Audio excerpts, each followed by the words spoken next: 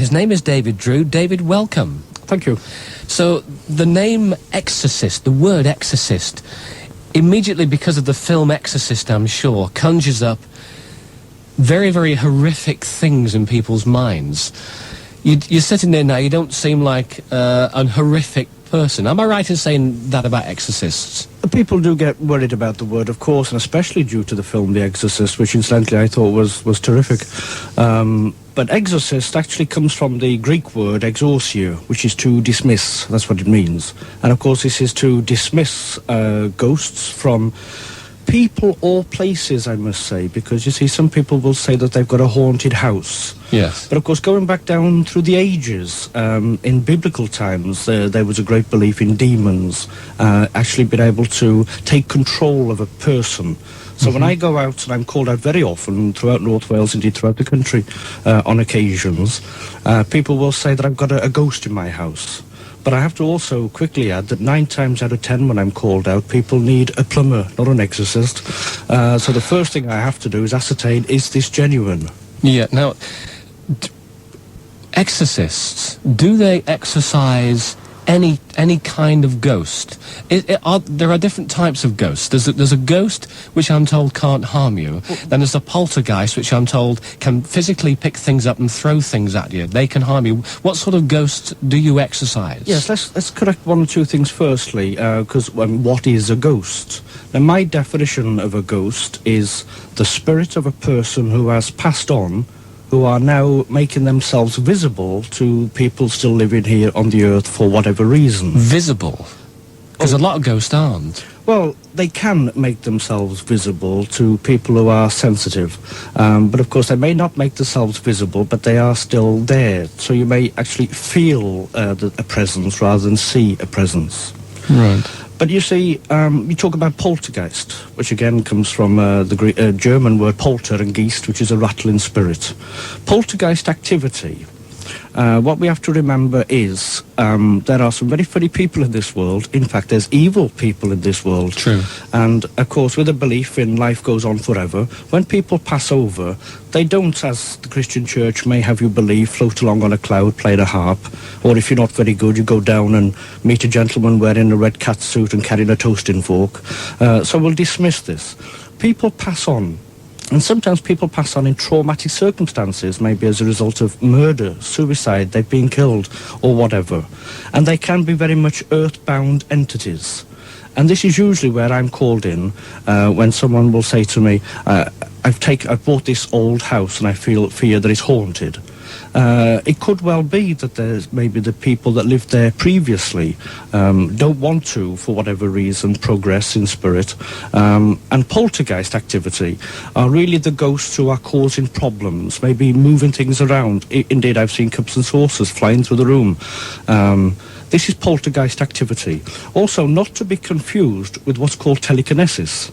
Now, telekinesis, if you've seen the film Carrie, is a psychic energy given off, usually by adolescent girls between the age of maybe 12 or 15. Exactly why at this stage isn't quite sure, but telekinesis activity can be picked up on, the psychic energy being given off, and this is the power to move things with the power of the mind, indeed. And that is separate again to what you would call a ghost. Yeah, you mentioned before that you thought the film The Exorcist was a good film. Now, can I just ask you what your thoughts on Ghostbusters were? Because people see an exorcist. The Ghostbusters were exorcists, weren't they? I thought Ghostbusters, again, was an enjoyable film. It was a laugh to go and see. Nothing like real life. But do you have any of this electronic equipment or whatever? What does a real exorcist as yourself, what does he take in with him to a building which needs a ghost getting rid of? I take my friends who are also in the spirit world on the other side. You take spirits with you? I take them with me. You see, what we must all remember is there are many planes of existence, higher spiritual planes, but also dark, lower planes of existence. And people who are relegated to these dark areas, so to speak, can still communicate with those living.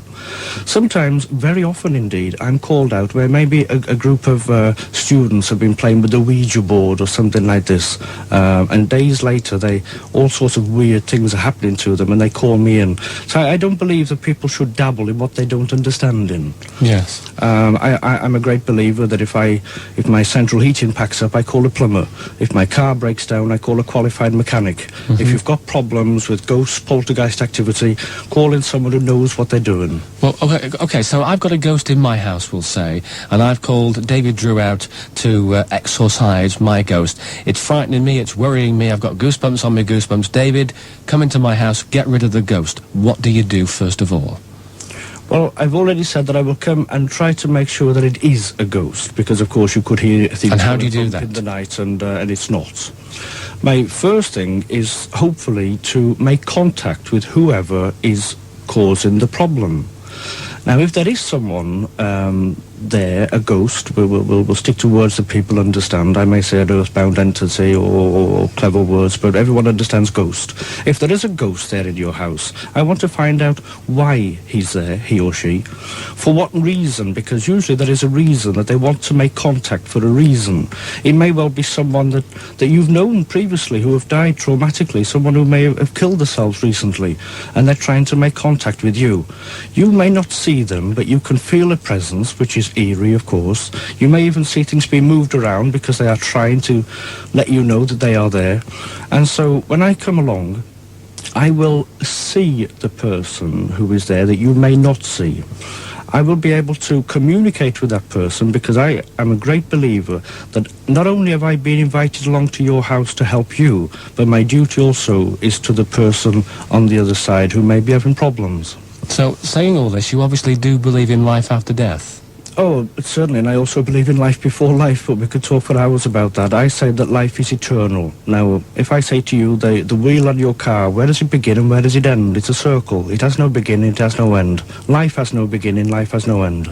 So we've been somewhere before we came here today, basically? Absolutely. Yeah. We're passing through, and what is important, not how long a person lives, that's not important, but how a person lives, that is important. So when you've established that there is a ghost in the house, you've established that the person does want to get rid of that ghost, how do you then use the spirits that you have taken into the house with you to get rid of those ghosts? Well, firstly, leaving the spirits that I've taken with me, my helpers in spirit, to one side for a moment, I personally will communicate with the entity to find out what the problem is. Now, it may well be that he just wants to tell you that the bank he robbed, he buried the money in a field somewhere, and if I can do this, there will then be no more problem, because we've ascertained why he's there. The ghost will go, then? The ghost will go if they have fulfilled what they've come to do. But in other cases, and this is where we go on to poltergeists, which again is ghosts, but they are what I may call the nasties. They are people who want to cause mischief, they want to cause trouble, they're quite happy to upset you and have you panicking. And that there is a lot harder for me to exercise, but still not impossible. And that then is when I bring in the help of my friends in spirit, who can take them away, help them to progress even. So what do your friends in spirit do then? They obviously are more powerful than the ghost that they are there to exorcise. Yes, because they are of a much higher spiritual plane. So how many planes are there then? There's basically, because there are planes within planes, and we don't want to get too complicated, but there are 7 spiritual planes above the earth plane, but also there is what I term the pits. You may call this hell.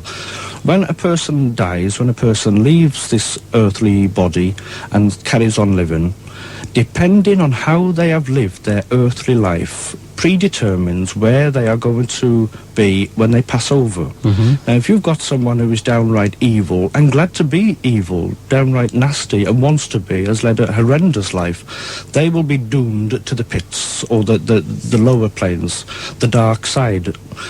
And it is these people that cause the poltergeist activity that are the very real problems. Because I cannot just help them to fulfill what they want to do and then to move on. We have to then get rid of them.